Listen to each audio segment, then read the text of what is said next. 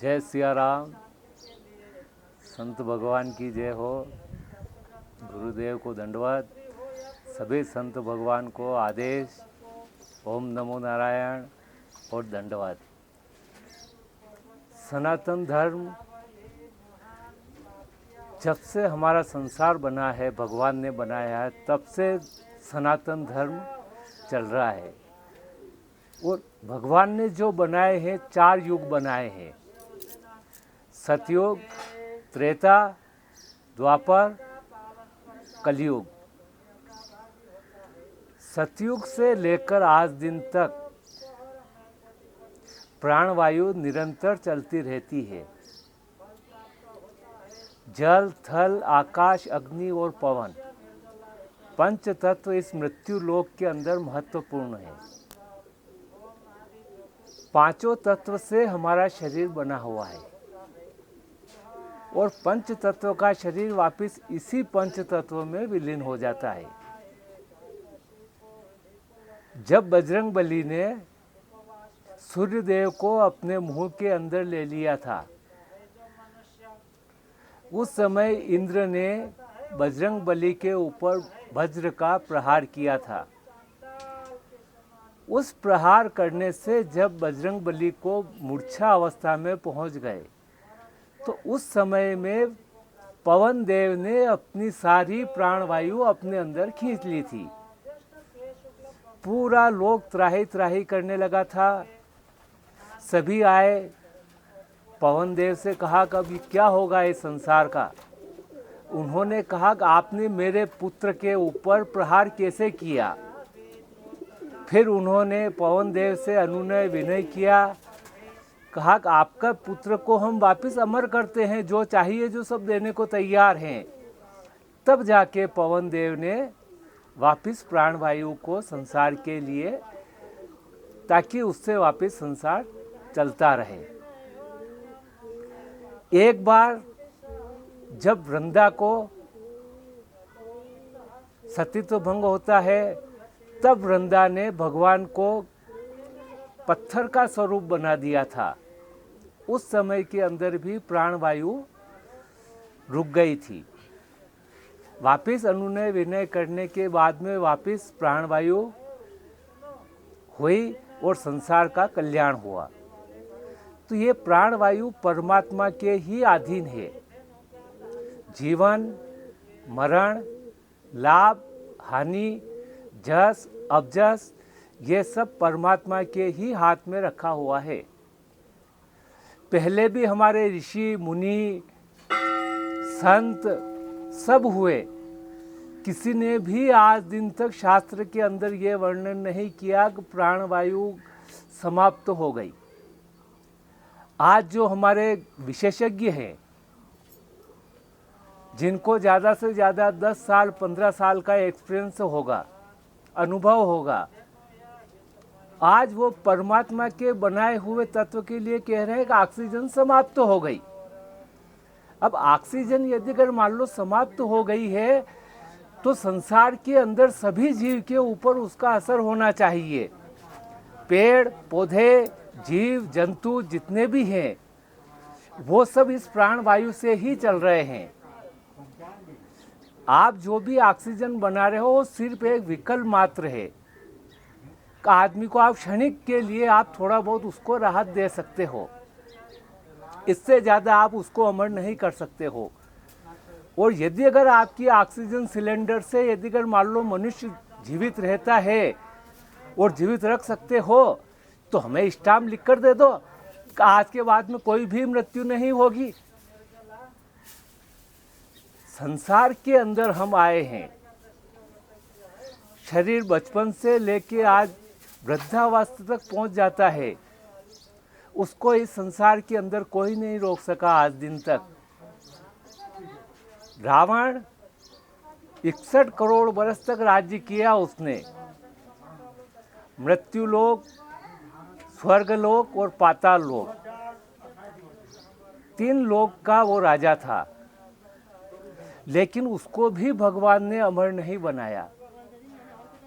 इंद्रजीत ने भगवान ब्रह्मा से कहा कि मुझे अमर कर दो।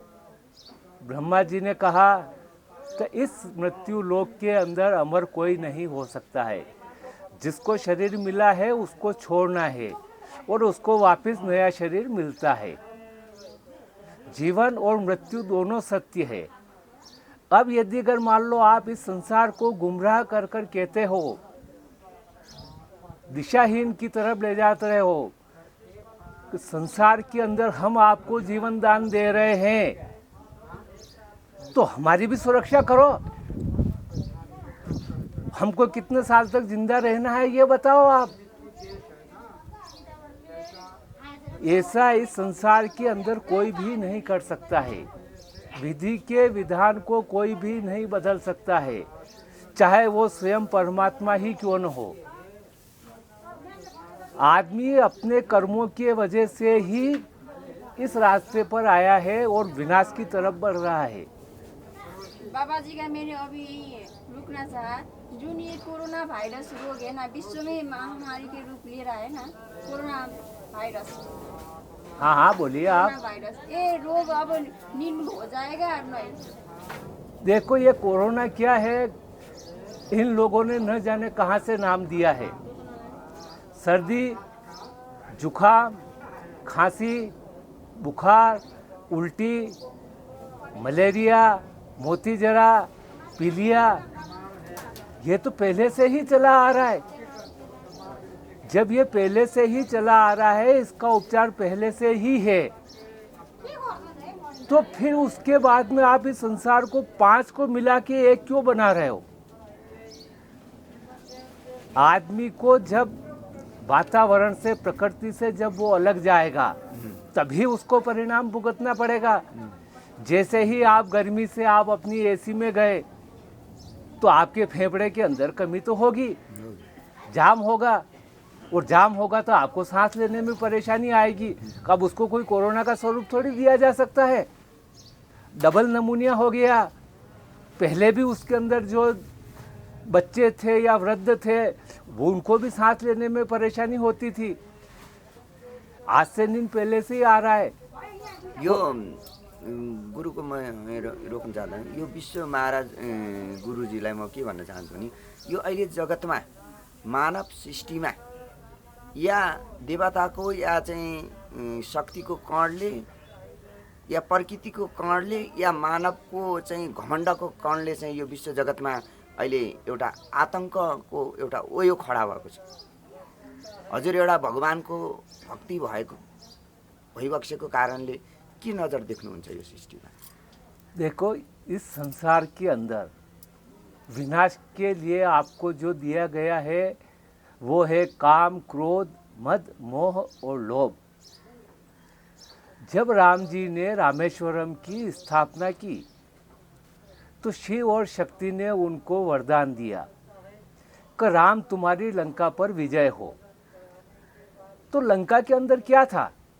लंका के अंदर यही तो था, काम, क्रोध, मद, मोह, लोभ, और उसी के ऊपर राम जी ने विजय पाई है।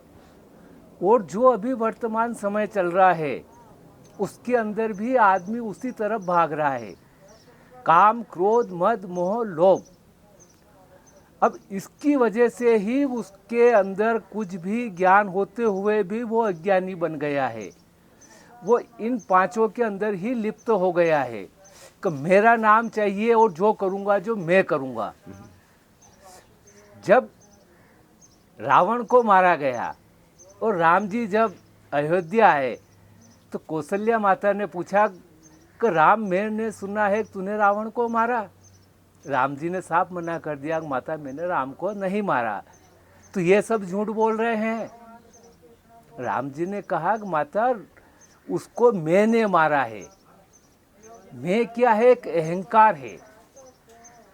तो आज ये जितने भी हमारे विशेषज्ञ बोल रहे हैं, तो क्या ये सृष्टि उन विशेषज्ञों ने बनाई है? इस सृष्टि के अंदर किसी भी चीज का उन्होंने 5 तत्व में से एक भी तत्व को यदि अगर मान लो संसार में बनाए हो तो हमें बताओ। उनको भी इस संसार किसने बनाया गुरु महाराज? आपको इसको बनाने वाला एक ही है, ईश्वर।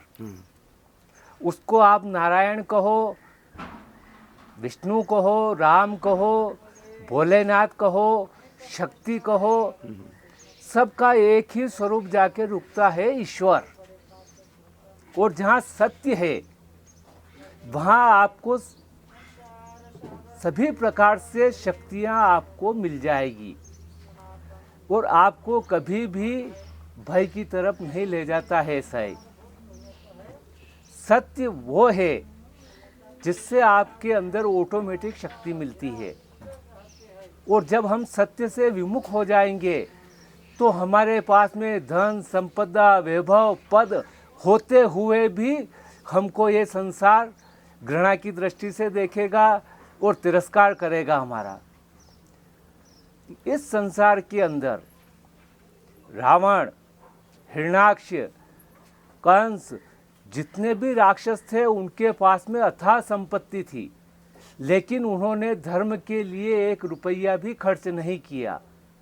उन्होंने साधु संतों को दंड दिया, साधु संतों के कार्यों में बाधा डाली, क्योंकि ये राक्षसों का कार्य होता है।